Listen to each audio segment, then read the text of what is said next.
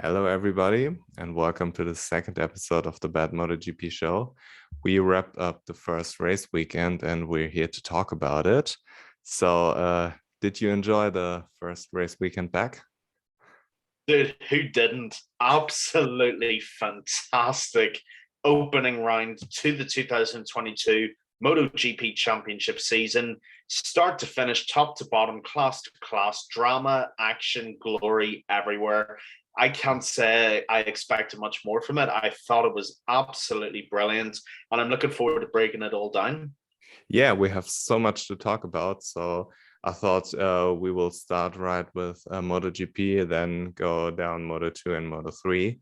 So, I guess the obvious one is Enea Bastianini. I mean, he did an amazing job, and Oh, he took his strong parts from the last season, which was the end of the race, and he had the medium rear tire and transferred it into the new season with the better bike. Last year he had a GP19, I believe, and this year, for a fact, he has the GP21, which seems to be the best bike on the grid still.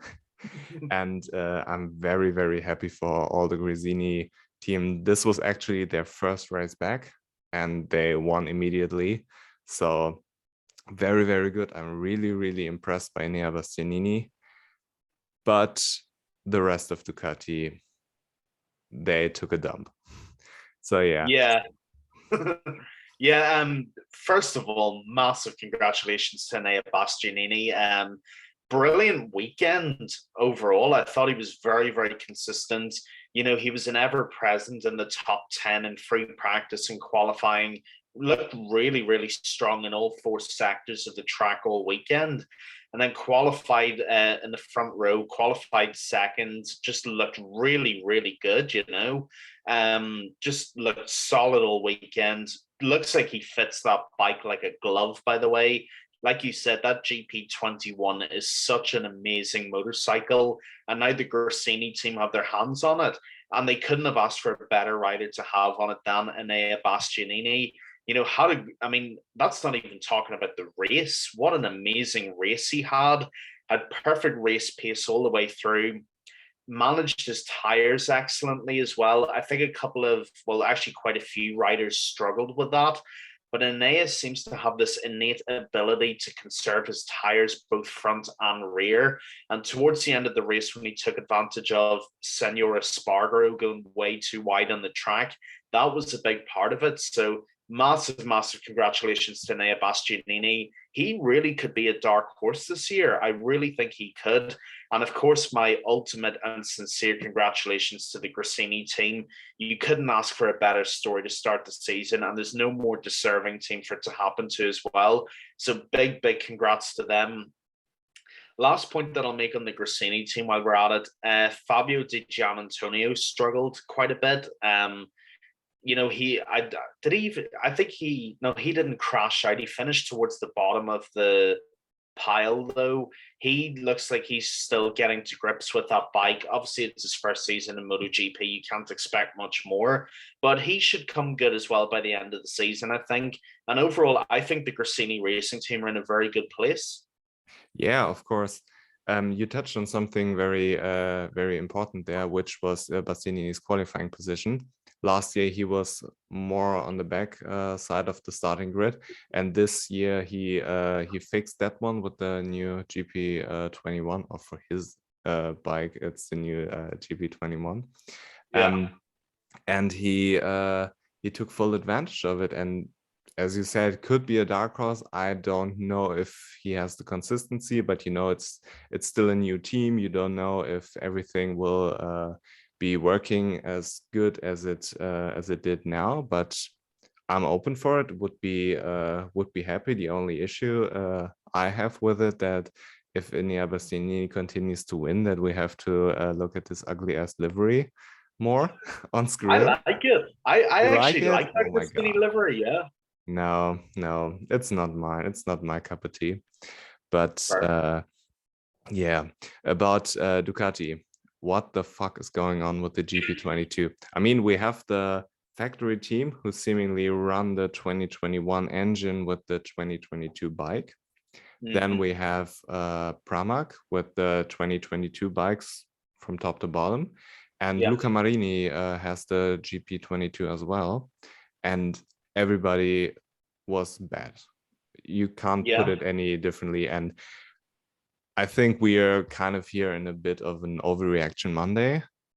I don't think Ducati will be completely gone for the rest of the season, but they have to figure out what's wrong, which seems to be the rear grip, and they have to fix it immediately. Yeah, it's really weird. All the Ducatis had a really tough weekend overall, whether it was Bezzecchi and Marini, whether it was Zarco and Martino, whether it was Bagnaia and Miller, they all really, really struggled. Like you said, even obviously based on where I am in the world, I watched the BT coverage of the MotoGP race weekend. And Neil Hodgson and Gavin Emmett made really good points of commentary. There's so many different stories about what level of bike each team's running. Nobody seems to know what's going on. There were reports of the factory team using the 22 bike with the 22 engine. People were saying they were using the 21 engine. Then there were reports of 21 frames with 22 engines. It was all up in the air and nobody seemed to know what was going on, which is very strange. And yeah, they just had a very mixed bag opening weekend, even though they are some of the favorites, which is strange. And then come the actual race, Pecco Bagnaia was nowhere to be found, which is really strange because I think if I remember correctly, I think we both have him as our champion for this season, and yet he was really down in the pecking order, and he never looked like getting much higher up. Johan Zarco was in the wilderness. Jack Miller, even though I love Jack Viva Miller, Jack crashed out. Jorge Martin. Actually, he retired because of an electronic issue. Oh, you're absolutely correct. He did retire because of an electronic issue.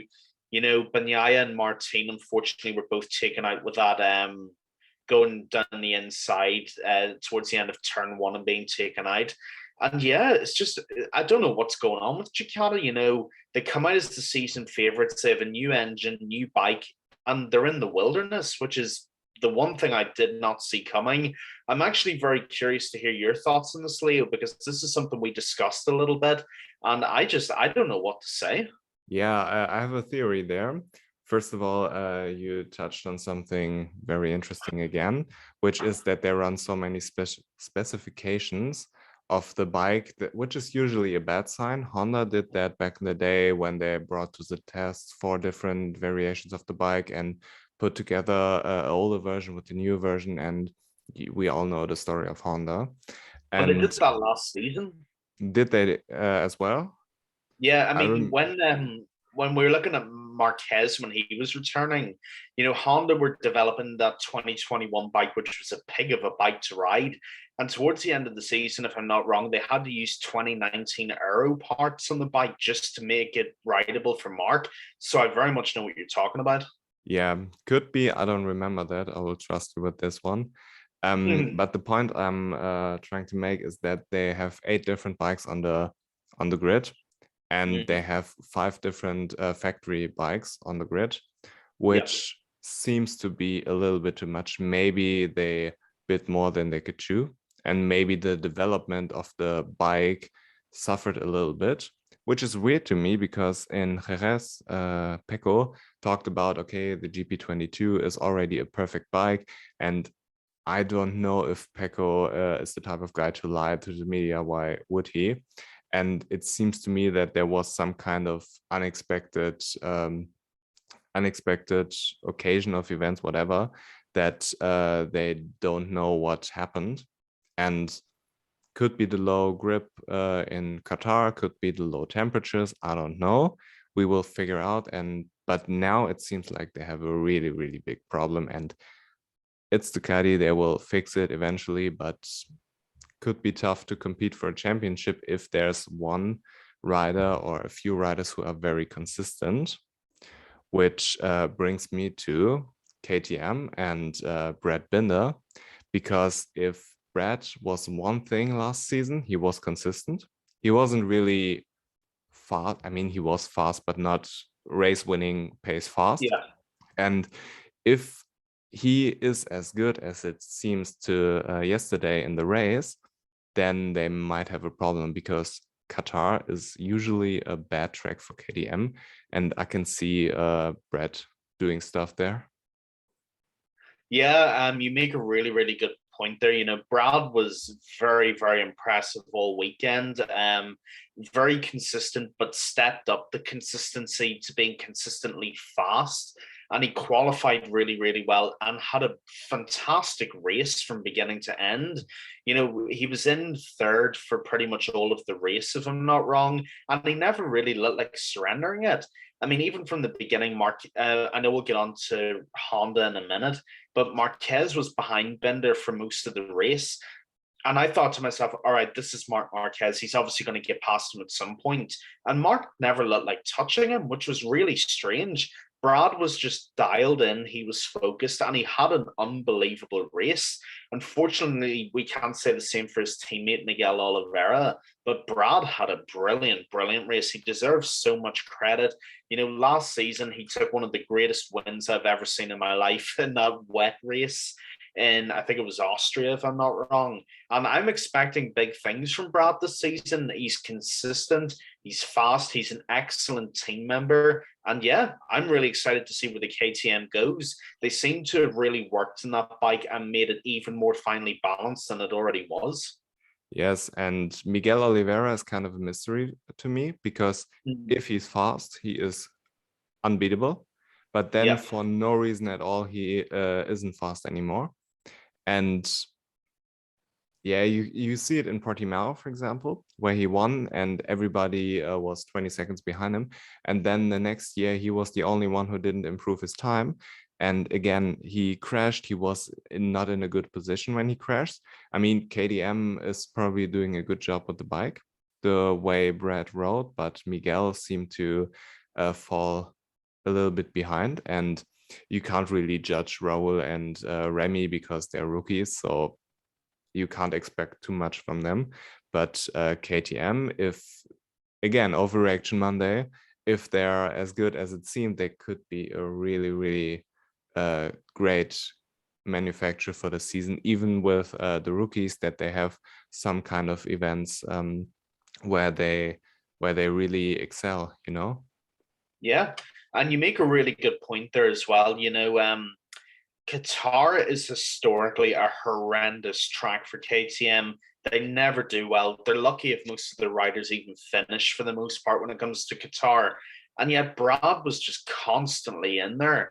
And that tells me that Pit Byrer and the rest of KTM have done something to really work on that bike and make it as flexible and adaptable as they can to each track. Now, of course, it's only one race in. We can't lose our heads about it because it is only one race. But if they can do that and take that approach to all the other tracks that they historically struggle at, then we could really be in for a big surprise with KTM, and they really could make that next step up. Either way, I'm very excited to see it. Credit to Remy and Raul for scoring points as well. You know, first MotoGP race, it's never going to be easy. Remy, of course, is still recovering from those injuries, and I still think they will begin to shine through towards the middle end part of the season. Yes, there's one thing that pisses me off, that the broadcast didn't show anything from the rookie battle. It seemed like the rookies had a really, really good battle, and I was watching on the left-hand side where the standings are, and you see sometimes Remy in the points, sometimes even Darren Binder, who surprised me, sometimes Raul was in front, sometimes Didier. They seem to have a really, really good battle, and the broadcast didn't show anything. I was really, really angry. And on the video pass, there's always the option to look at the onboards, and okay, you can't really blame Dorna for it, but it would have been nice to have at least an onboard there to see, okay, how is Remy doing? And they put one on Martin, Fabio, and Pecco. I would have welcomed it if there was a onboard for Remy. I mean, he's the reigning Moto2 champ. And yeah, this pisses me off because I would like to talk about it, but I don't know. I don't know nothing. It's like 50 years back where there wasn't any TV coverage and you just read it in the newspapers. I don't know what happened. I heard a little bit of stuff that Remy overtook Darren Binder on the final straight, but I don't know if that's true. So could be completely off there. Given the state of the Yamaha, I would believe that, but you're Yeah, of absolutely course. right. We need onboard cameras for all the riders, not just the riders at the front. Come on, Dorna. Yeah, this was a little bit disappointing, but hey, back to the good part, which was partly Honda, especially Paul. He had the soft rear tire and he had an amazing pace, which was kind of fast because usually in Qatar you see 3/4 of the race, maybe 2/3 of the race on a kind of slow pace where they save tires, they save fuel, and he was banging out really, really fast lap times in the mid 54s, I guess, and which kind of bit him in the ass at the end. But he impressed me, but the rest of Honda was meh. So what do you think about Honda? Yeah, first of all, I got to give Honda a lot of credit. That 2022 bike looks much, much better than last year. It really does. You know, that front aero looks like it's doing a really good job. It looks much more stable in the straights, and it looks a lot more stable in cornering as well, which is very impressive for a bike that obviously uses a V4 as powerfully as Honda does. Yeah, first of all, credit to Paul Espargaro because he was amazing all weekend as well. And you know, I read I can't remember who he did the interview with, but I saw an interview that Paul did, and he said that the 2022 bike is allowing him to use his actual riding style now. He's not having to compromise with a top heavy front end. He's actually able to use the full bike to its full potential. And the evidence is there. It's clear to see that he looks a lot more comfortable and a lot more natural on that bike. And yeah, really the only thing that the only thing that stopped Paul from a race win was taking it way, way too wide on that turn one towards the end of the straight. If he takes that turn properly, we could be talking about Paul Espargaro with his first win for Repsol Honda. So yeah, really great race weekend for Paul. If I was him, I'd be massively optimistic going into the future rounds. Quick mention about Marc Marquez. Have to admit he looked pretty strong all weekend. You know, he was regularly in the top 3, top 4 in qualifying and free practice as well. Pipped mostly by the Ducatis and even the KTM, but we kind of expected that. And yeah, he was solid. He really was.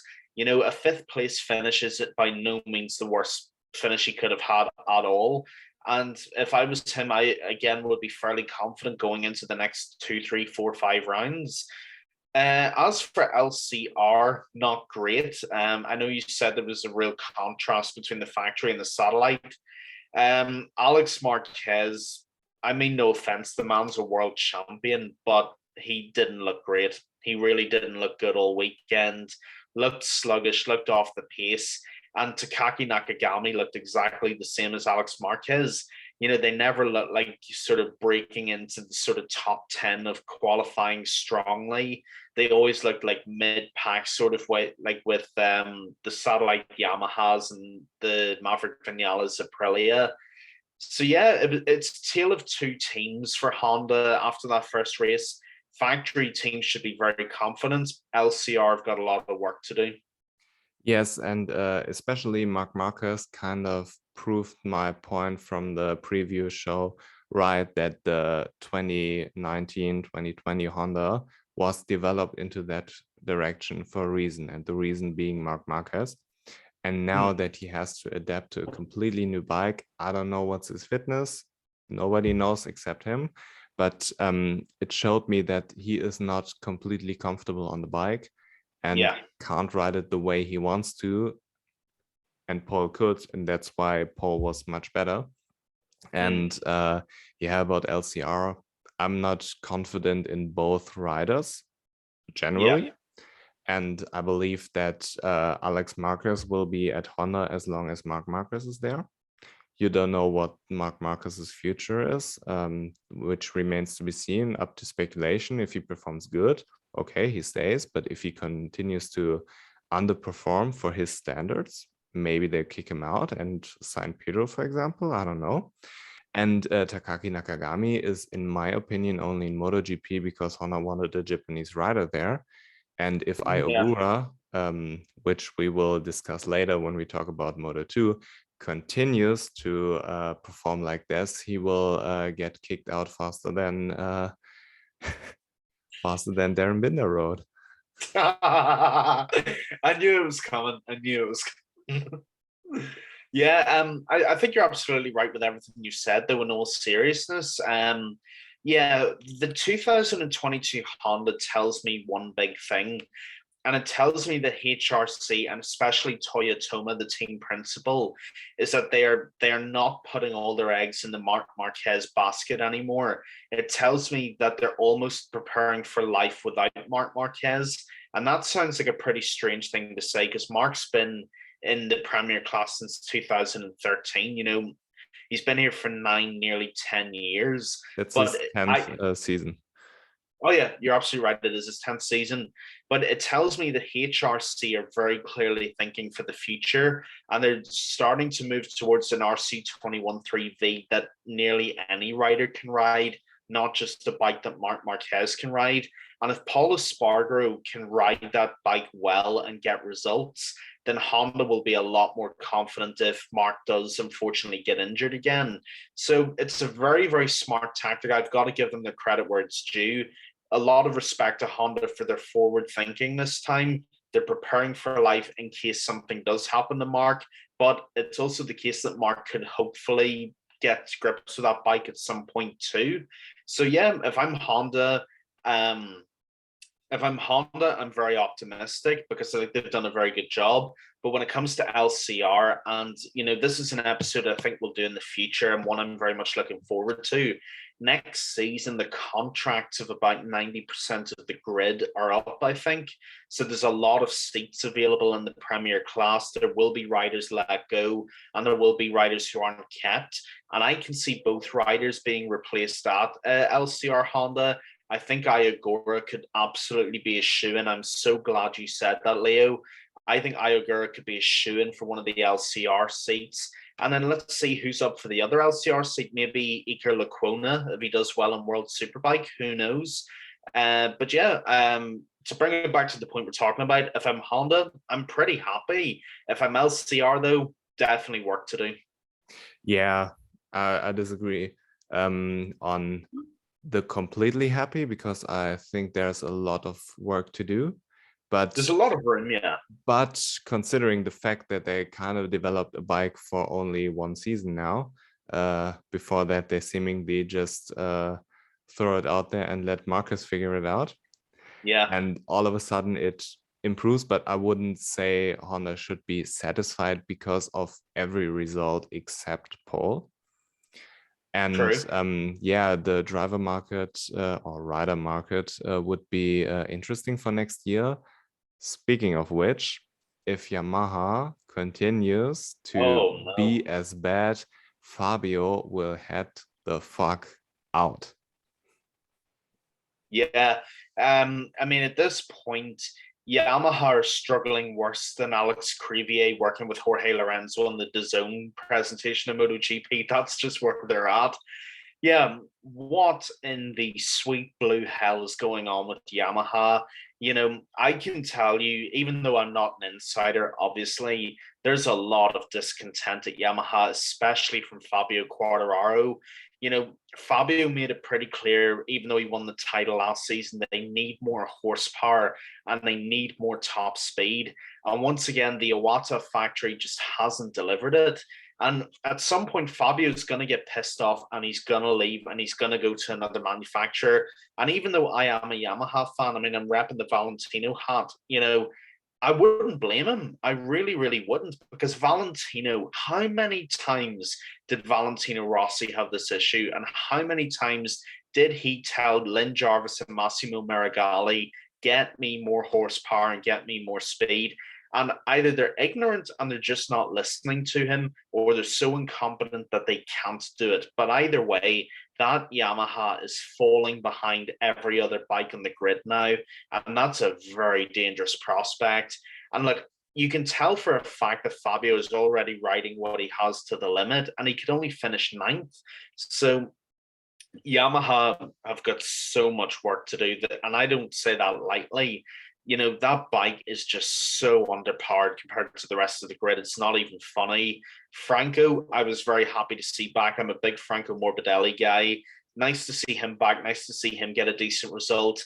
And as for the satellite Yamaha team, the less said about that, the better, if I'm honest. Andrea Dovizioso completely in the wilderness. Darren Binder, don't get me wrong, credit to him. He had pretty good spells during the race, but neither of them ever looked like catching up to anybody pretty much. So yeah, if you had to grade every manufacturer, if you had to give them all a grade after this first race, big fat F for Yamaha.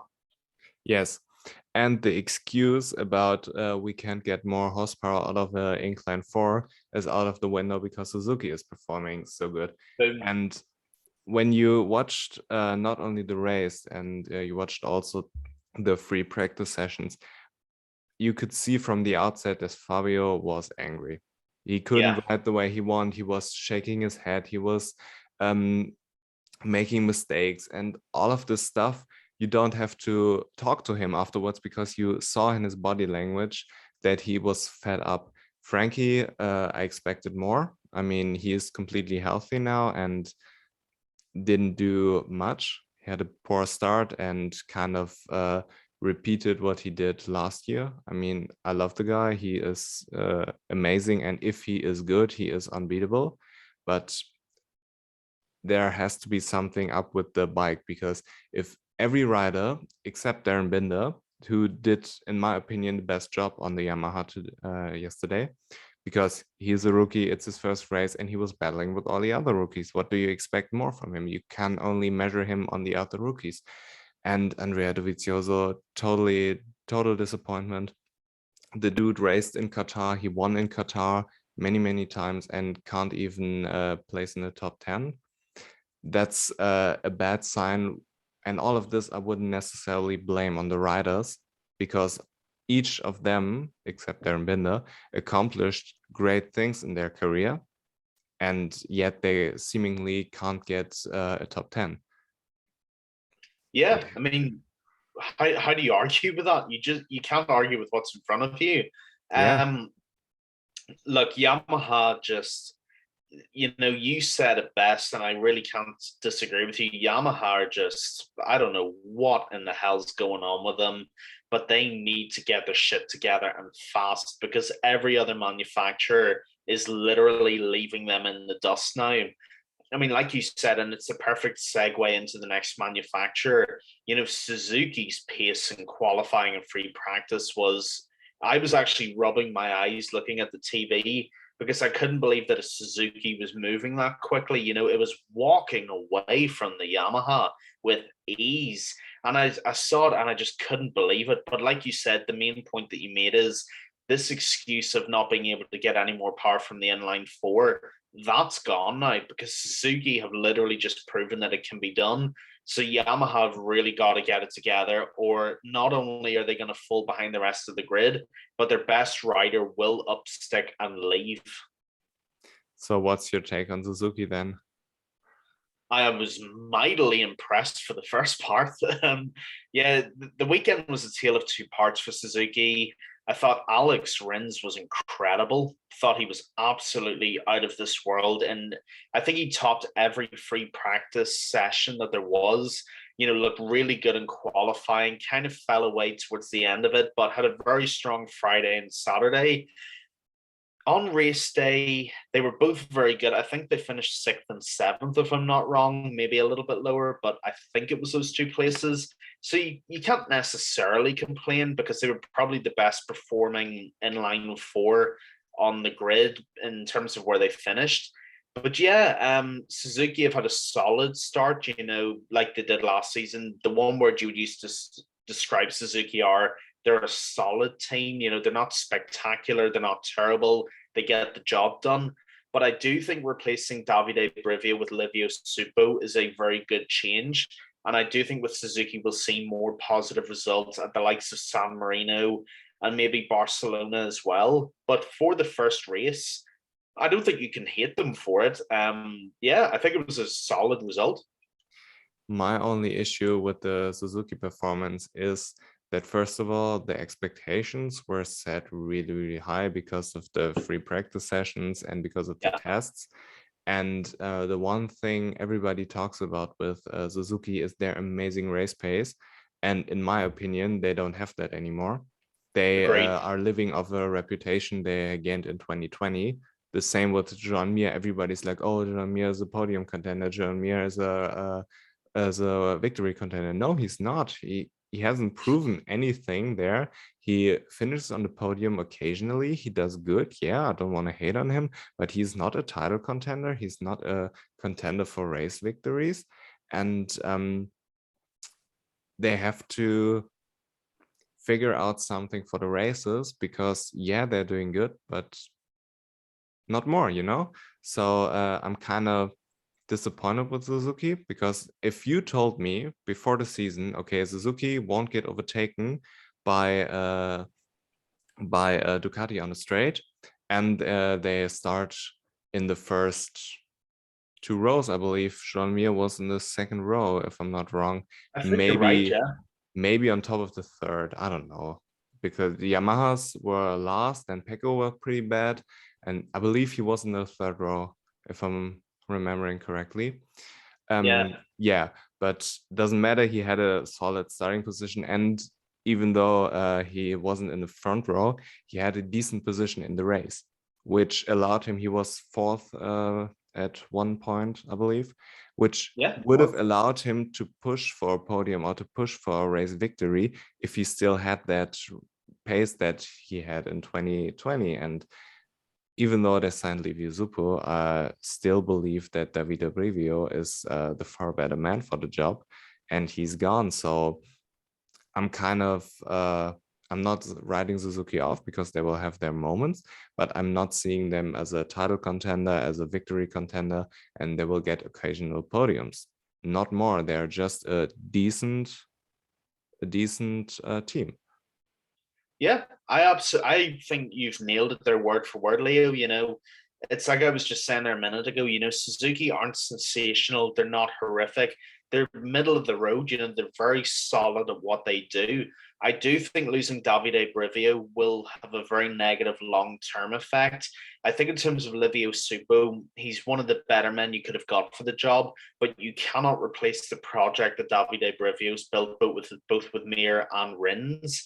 And yeah, I mean, given the expectations they've set in Qatar, they're going to have to meet or exceed those in the following races. You know, especially in the likes of Indonesia, everybody said Rins was the best rider in those Indonesia tests. So he's got a lot of standards to live up to now, especially from crashing so much last season. And then Mir is, you know, right, wrong, or indifferent. Joan Mir's a world champion. He has to step his game up, and he needs to be getting podiums every other race, or, you know, Suzuki are going to fall away. But for a first race, it was okay. It was solid, but I'm like you, I'm expecting a lot more from them. Yeah. Quick talk about Aprilia before we head to head to Moto2, because kind of what we expected. Aleix is amazing, and Maverick Vinales is nowhere to be found, which is sad because Maverick is such a talented rider and he is a very nice guy, and he already has proven that he can win in MotoGP, and the Aprilia isn't a bad bike anymore. They're good. I mean, Aleix Espargaro finished in front of Marc Marquez. Not many people finish in front of Marc Marquez. So it's good, but yeah, the opposite from Yamaha. The bike is good. Now the riders have to deliver. And Aleix is delivering. And if Maverick isn't delivering, so what the hell are we doing? Yeah, you've summed it up perfectly there once again. Yeah, Aprilia really is the tale of two riders at this point. It even was last season. First of all, Aleix Espargaro, the job he has done with Aprilia is beyond commendable, because that bike is where it is now because of him. That's just the reality. You know, whenever he first went to Aprilia, and I think it was 2014 or 15, he was laughed at and he was rinsed by the MotoGP world for going to this shoddy second-rate manufacturer who had no bike, who were never going to be anywhere near the podium, and he was basically wasting his career away. And look at him now, finishing ahead of Marc Marquez in Qatar. You know, got a podium last year. He's developed an amazing V4 bike that is now challenging in the upper echelons of the grid, and he deserves his respect for that. He really does. And I couldn't be, you know, he's just such a lovely guy anyway. You know, he's a real sweetheart, Alicia Spargaro, and he deserves all the success he gets. And I hope he gets his podiums this year and maybe even gets a race win too.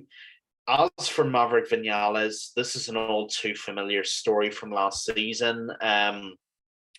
Look, I like Maverick. I'm sorry to interrupt you there, but it's not surprising, as we said in the preview show. You know, it's you are not surprised. Yeah, I mean, look, you're absolutely right. It just isn't a surprise, and that's a shame, because Maverick Vinales is a world champion in the lower classes. He is an elite rider. The problem is his mentality just isn't up to it. And that's just the truth, you know. Like last season in Qatar, he won he had one of the best individual MotoGP performances I've ever seen on that Yamaha. You know, cutting inside the Ducatis and the Hondas to take an amazing win in Qatar. And now, you know, he fell out with the team. He fell out with the bike. He revved the shit out of it, trying to destroy the engine. Went to Aprilia thinking a V4 would solve his problems, and it just isn't. You know, at some point, you can only blame the bike so much, and you can only blame the equipment you have so much. And Maverick Vinales is out of excuses if it doesn't work with Aprilia. He's been with Suzuki. He got a couple of race wins there. He left there. Yamaha had a few amazing performances, fell out with them and left. If it doesn't work out with Aprilia, Maverick Vinales could be done. And I mean that seriously. You know, he's got a bike that is now working brilliantly for Alicia Spargaro because he's making it work. But now he's nowhere to be found on that too. So, you know, watch this space with Maverick Vinales is what I would say. Because if he can't get it together and he stays out in the wilderness with the Doviziosos and so on and so forth and the Alex Marquezes, then Maverick Vinales is going to be in real trouble. Yeah. So enough about MotoGP. Let's head down a class to Moto2. And oh my God, what just happened? I mean, it looked like to me that Pecco Bagnaia, the way he rode in 2018, transferred his championship winning soul into Celestino Vietti, and he did kind of a copy of what Pecco did. First race victory in Qatar, utterly dominant, and these Valentino Rossi guys, they for sure know how to win in Moto2, and they have proven it so many times, and I'm so excited for the guy. He seems a very, very cool and quiet guy, and so gangster, and I'm really, really happy. Of course, happy for Valentino that he still stays in the sport even though he's retired, and he's winning more than other people who are competing. So yeah, he had an amazing pace. He ran away from Aaron Canet. He had no drop off in performance. He was super calm, no mistakes at all. Aaron Canet actually did a mistake there, where in the turn where the long lap is, I don't know which turn it is, the front tucked and he went wide. You didn't see it in the broadcast, but on the onboard on the MotoGP video pass, you saw it. So I was thinking to myself, okay, why did Aaron Canet take a long lap there and got 10 seconds back? So and saw that he had a mistake there. And Celestino Vietti, none. I picked him for surprise of the year, but if he continues like that, he can be the world champion. Yeah, I mean, Celestino Vietti, take a bow, because that was an amazing, amazing performance from him. Started really well. Actually, yes, literally, I took my Valentino Rossi new era hat off to Celestino Vietti. He qualified on pole, never looked like giving it up once. When I lap after lap after lap after lap after lap, just bang through them, smooth as possible, look like Pecco Bagnaia when he's actually competing at the front. And even though we make brutal fun of him on this show, it was very Jorge Lorenzo-esque, that performance. Got out in front and never looked like giving it up once. I think he finished with an over 2-second gap to Aaron Canet, who finished in second. And that tells you all you need to know. Celestino Vietti, massive congratulations. One of the most impressive Moto2 performances I've seen in the last few years. And he could be a real title contender this year. I think your pick for him is Dark Horse. That could really come to fruition, Leo. That was a very good pick by you. Talking about impressive performances, even though on the finishing sheet it doesn't look like a very impressive performance, but Pedro for me was really, really impressive. He had a little bit of bad luck in qualifying. Not bad luck, he fucked it up in the last corner, but he was on pace for pole position there. And then he had a little bit of bad luck on the start where he tried to go on the outside. It looked like in his mind he was still in Moto3, and this doesn't happen in Moto2 the way it does in Moto3. And it reminded me a lot of Austria in 2021, where Remy had poor qualifying and was pushed wide, and Raul won the race, and Remy finished like 6th. So you can't recover this if you fuck it up in Moto2 in the first lap, and even in qualifying. And he learned that yesterday. But on the positive side, he had an amazing recovery. I watched his race through the onboard there. And what was amazing to me, he was, I believe, last or second to last. And every time he overtook somebody, they never overtook him back. Not a single time Pedro Acosta was overtaken after lap 1, which was amazing to me. And he has to learn. Of course, the expectations are high, but he's still a rookie. Let's not forget that. And he's very, very, very, very fast. And if he gets his consistency up there, fixes his qualifying, nobody beats him. Absolutely nobody. Yeah. I actually think this Moto2 season could be a shootout between Celestino Vietti and Pedro Acosta. All the points you've just made there, I couldn't agree with more. Looked brilliant in that race, had some misfortune at the beginning, I very much agree. But like you said, after pretty much the second lap, every overtake he made, no one got past him again. He just climbed through the ranks, the way a champion does. Obviously, he is a champion, and just had unbelievable race pace from that point. If he'd have qualified in the front row, he would have won that race, in my opinion, because he's the only rider in that grid who I think could have taken it to Vietti in that form. That's the only reason I say that. But yeah, Pedro Acosta looked really, really good. And you got to remember as well, this is his first race on a Moto2 bike, and he looked really, really good. So I think very promising things for Pedro this season. He's going to qualify a lot better. He's going to have much less bad luck, and Pedro will be challenging for the title this year. That form proves it.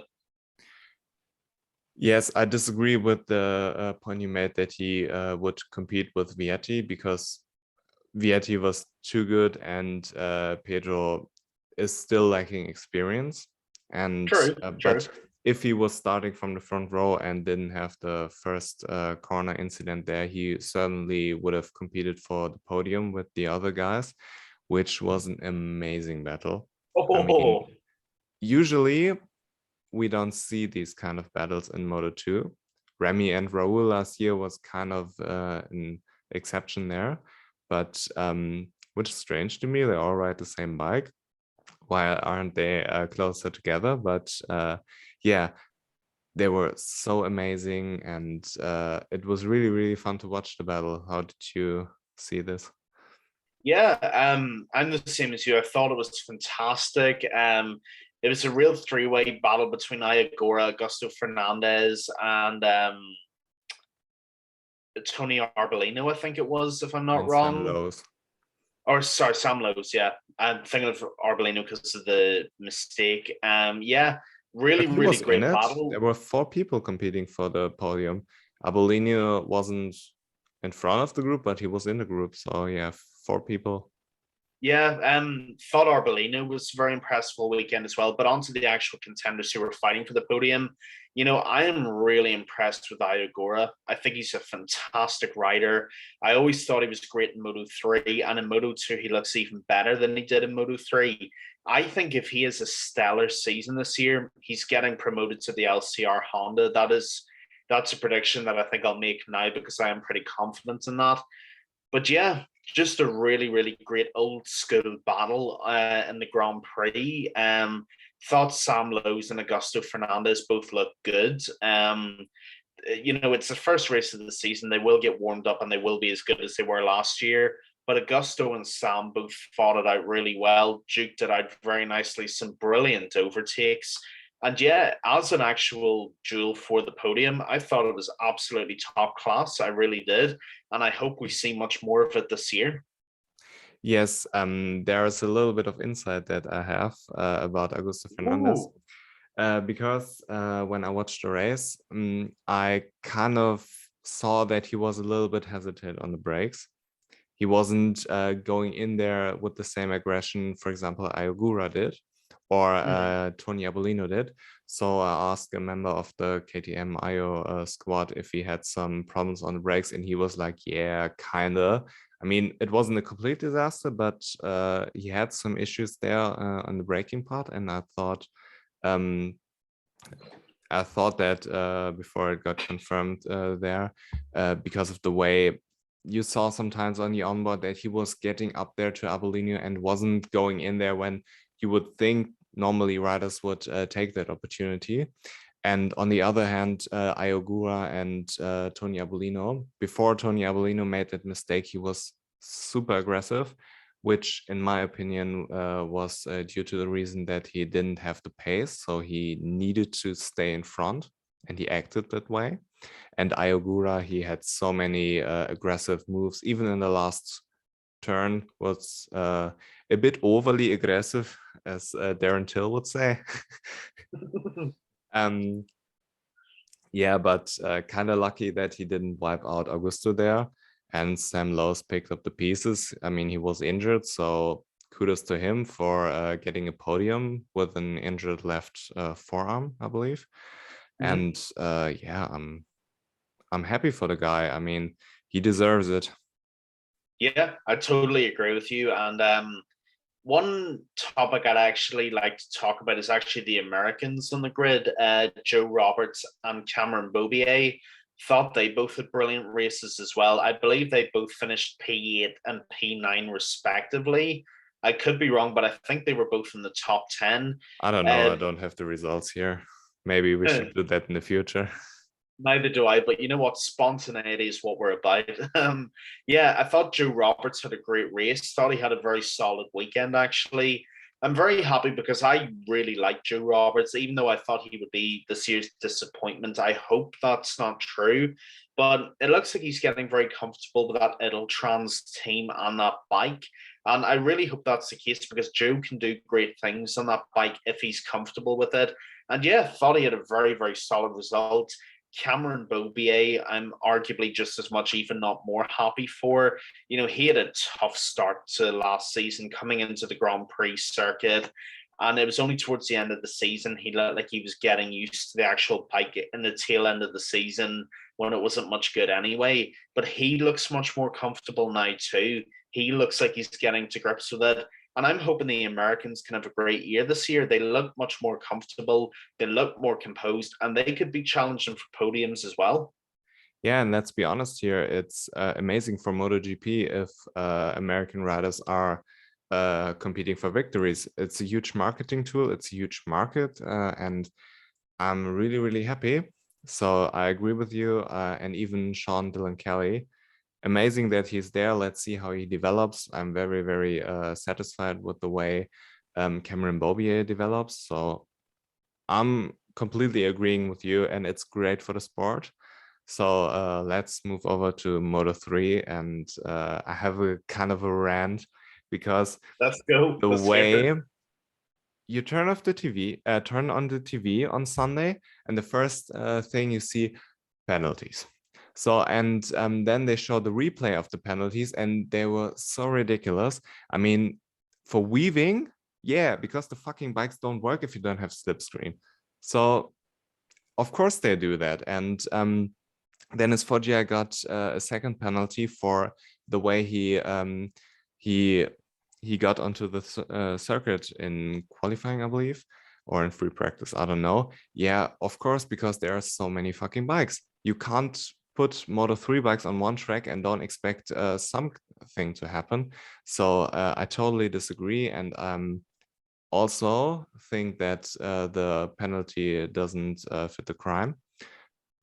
It ruined this guy's chances. I was really, really impressed by his race because, yeah, you could argue Pedro won from the pit lane. He should have closed the gap much faster to the leaders. But it was really, really strange the way the Moto3 race unfolded because Sasaki was in front and gone. And there were really, really big gaps between the groups, which is kind of unusual for Moto3. I always like to say qualifying in Moto3 is basically just for fun. And yesterday proved me wrong there, but Pedro proved that time after time again last year. And man, Sasaki, fucking hell. Ooh. I mean, I'm feeling that, and I'm not even a Yuma Sasaki. That was rough. He had such an amazing race. He had a very good weekend overall, and that bike just let him down. It was so hard to watch because it was like a Lorenzo performance in Moto3, which again, in that class, you just don't really see unless you're Pedro Costa, but he is not. Even Pedro didn't do it. Yeah, even Pedro didn't, and Sasaki did. It was such an amazing race from him. Had the pace, no one was getting near him. And then towards the end, the bike just, oh God, it sucked. It really, really sucked. He so deserved to win. Don't get me wrong, I love Andrea Migno, and if anybody else apart from Sasaki was to win, I'm happy it was him. But God, I feel for a Yuma Sasaki.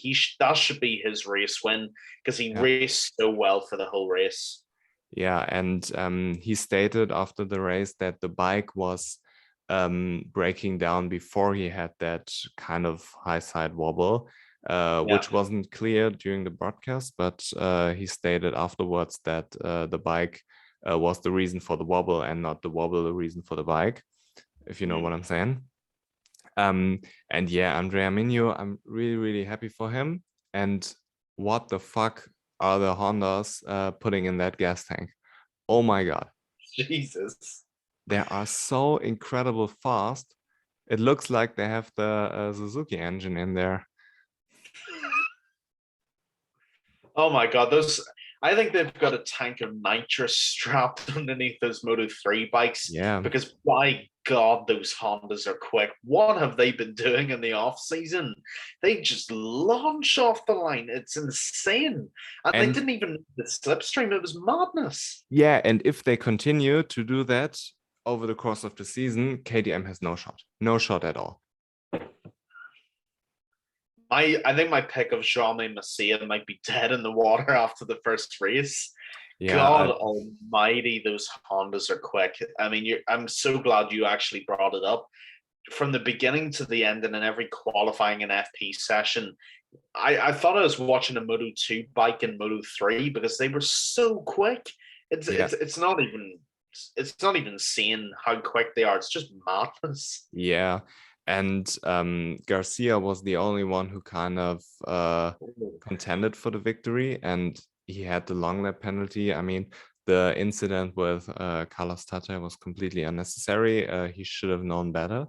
It looked Yeah. like he was forcing it instead of flowing during the race and taking over takes as they come. But he impressed me because he was the only one who did good with the long lap. Yeah. The other riders didn't do well, and I mean, in general, those long lap penalties, I like him. I like him very, very much because you don't ruin a guy's race for it, and you can scale him like 1 long lap, 2 long laps, and you don't have to do this shit with the 5 second penalty or 10 second penalty like F1 is doing. You get this thing figured out during the race, and in a perfect world, everything is finished after they cross the finish line, which unfortunately isn't the case in Moto3, but it's as good as it gets with the long lap. So I like them really much. I want to say that because they get a lot of shit, and the race direction gets a lot of shit from me as well because they are sometimes doing stupid shit. But the long laps, I really, really like them. Yeah, I'm actually glad you mentioned that, Leo, because I quite like the long laps as well. And the reason I like them is that they're the first punishment you can pretty much give anybody. You know, like you just said, and you just worded it perfectly there. If you get a long lap, it doesn't completely derail your race like those old bullshit 5 second, 10 second penalties that used to just completely tank people's races. If you take a long lap penalty, it's in your control. You get punished, but you can still make it through and you can still push for the win if you deserve it. It's like last year. Do you remember in Brno with Johan Zarco? I think it was. He It got was a long lap. 2020. 2020, he got a long lap and he just flew through it when he was with the Vincia. That's when it was. You're Yeah. absolutely right. And he just took it like a normal corner. You know, I want to see more of that. That shit was amazing. But Yeah. yeah, I'm really glad you mentioned that. I like the long lap penalties because they're fair and you can use them. You can use them to your advantage, but they disadvantage you enough that they are fair for everyone. So yeah, I like them. And I'm really, really impressed by the rookies, Yes. especially Diogo Moreira, Ivan Otola, Danny Algado, and Joel Kelso. They did an amazing job. Unfortunately, Scott Ogden crashed out. Yeah. I hope he does better, but I mean, they're rookies. They will do mistakes, and they did a really, really solid job there, and I'm happy for each of them. Yeah, Scott Ogden and Joshua Waitley of the Vision Track Racing team both were pretty good this weekend. You know, it's literally the team's first ever race weekend. You know, they will get better. They're only like 16, 17. Like you said, they're going to make mistakes, but they will get much better. On to the rookies you mentioned, though, you know, Diogo Moreira, Ivan Artula, Danny Holgado, and Joel Kelso. They all really impressed me as well. You know, they more than held their own. And like you said, Diogo Moreira, I think, finished sixth or seventh, if I'm not wrong. He had a fantastic finish to his first ever race. He fought really, really well against guys who've been in that class a hell of a lot longer than he has. So the signs are very, very promising for those rookies. You know, Danny Holgado, I think, will challenge for some very good positions. Joel Kelso, I think, is really promising. Ivan Ortola was arguably impressed me the most out of them all because I thought he would get caught up in the mix, and I didn't think he'd finish as high as he did. So yeah, glad you mentioned them. Thought those rookies were really, really good. And I believe we will only see the true strength of the rookies when we come to the Spanish tracks or the European tracks in general. But the tracks that they're familiar with, you know, the Spanish tracks, Portugal, and where they're here, Austria, they're still racing with the Red Bull Rookies Cup. Tracks like those, you know, we will see the true potential. And let's not forget, Danny Algado was injured. He broke his foot or his leg a couple of weeks ago. And Joel Kelso scored his first point. He was kind of fed up with his race. So I said to him, man, you scored a point in your first race. Don't be too harsh. But yeah, I see them doing great stuff in the European tracks because those tracks are completely new to them. Everybody raced there before. Last year they had 2 races. Everybody has data except them, and yeah, let's not forget that they are rookies. And even though Pedro did amazing stuff last year, ain't no one of them is Pedro Acosta. So let's please stop comparing people to Pedro and let them be rookies again. But I'm really, really happy. And before this, we wrap this bitch up, let's still talk a little bit about KTM versus Honda, the good old Moto3 story. How do you think this one will play out? Because obviously a Honda won, good straight line speed, but behind Andrea Menu, all of them were KTMs. And Sasaki rides a KTM, and he was running away with the thing. Yeah, it's a very interesting situation because, you know, the KTMs were doing very good all weekend, you know, very consistent, very, very solid. Like you said, Ayumu Sasaki rides a KTM for that Sterile Garda team, but it was unreliable, and that's what cost him. And when it comes to KTM, that's, even though in the Premier class it's never been a concern, and even in Moto2 it's never been a concern. My concern for KTM and Moto3 is probably just reliability and durability. If they get those fixed, they can compete with Honda. But the speed and the power of that Honda literally blew me away and caught me by surprise. I didn't think it would be as quick as it was. And like you said, the winner, Andrea Migno, was on a Honda. So it's tough to say. You know, I can't really give a prediction at this point.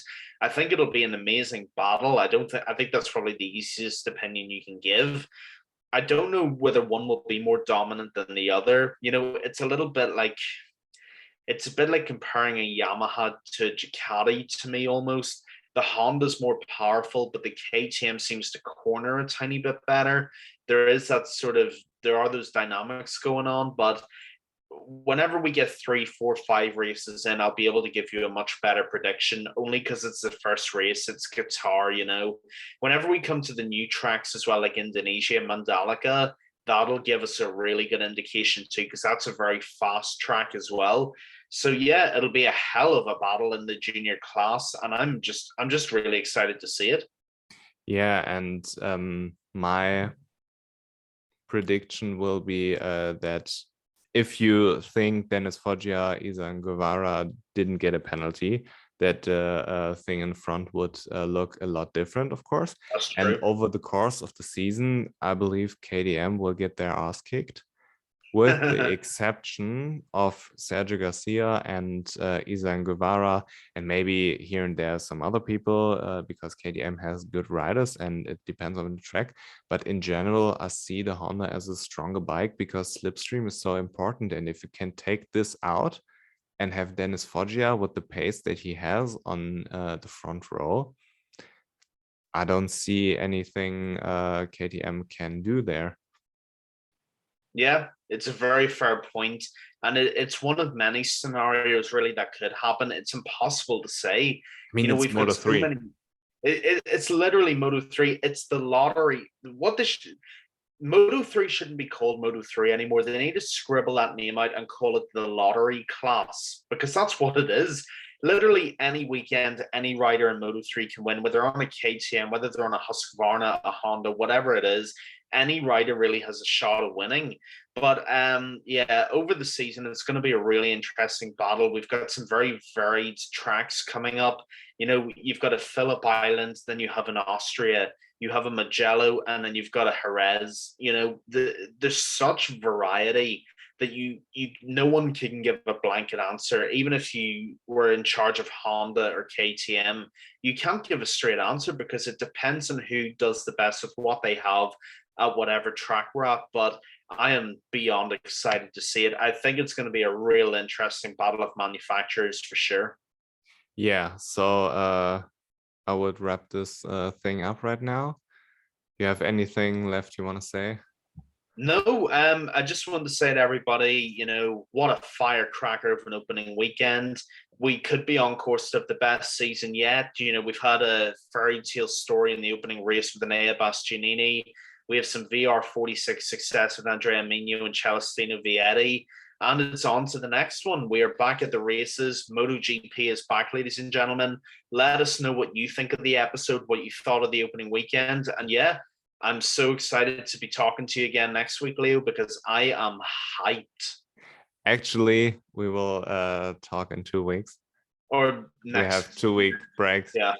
Yeah, would be a little bit harsh to go from Qatar to Mandalika. So yeah, see you in 2 weeks. I had a pleasure talking to you. It was an amazing race weekend. So see ya and goodbye.